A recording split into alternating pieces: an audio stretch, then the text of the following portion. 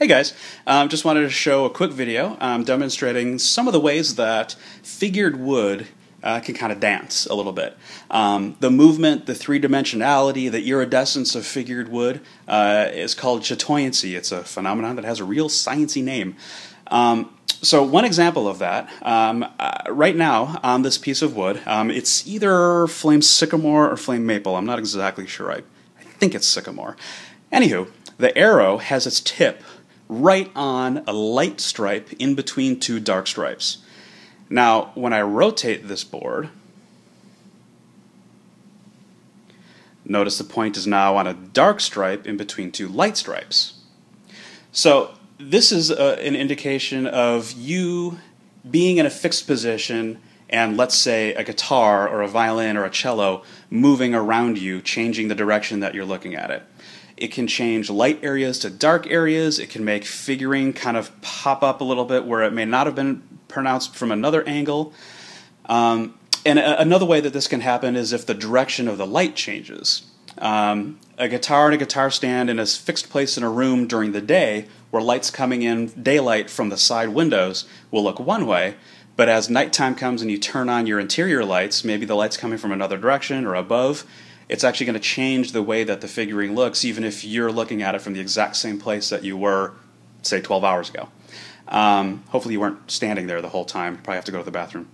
Anywho, so one other thing I wanted to point out too was, notice that this line of the figuring is going straight across right through the book match.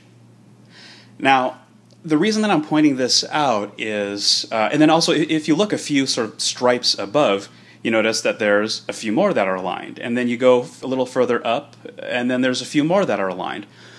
And the reason I point this specific phenomena out is sometimes you'll see a guitar where it may appear that the quote-unquote lines aren't lining up.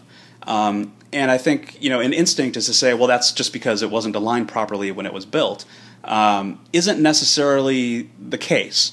Because if you notice on this board, there are lines that line up, and then 2 inches down, there are lines that don't. And then you go another 2 inches, and there are lines that are.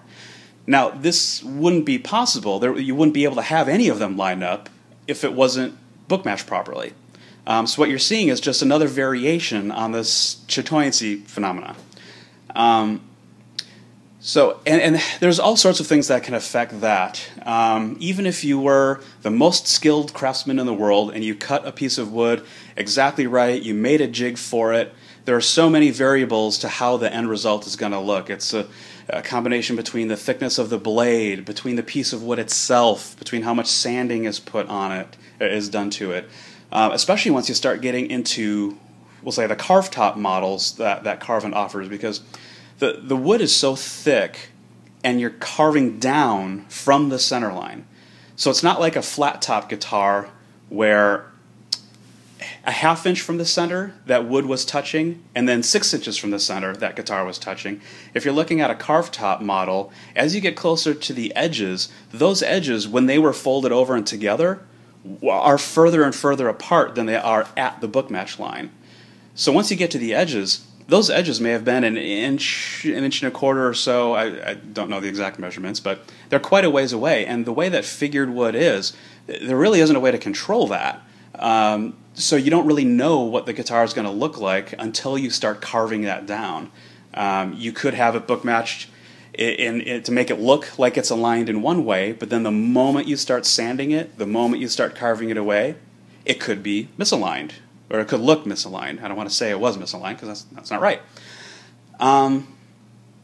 So yeah, I guess that's it. I hope that explained a few things. I hope it was helpful. Now that doesn't mean that you're not allowed to be unsatisfied with a guitar that looks like from straight on it isn't aligned, and from some directions maybe it does, or maybe grain is flattened from the direction that you look at it most. You're absolutely able to, but just hopefully maybe we'll know that it's not necessarily anybody's fault. It's not a bad book match. It's just how that particular piece of wood works. All right, thank you. Bye-bye.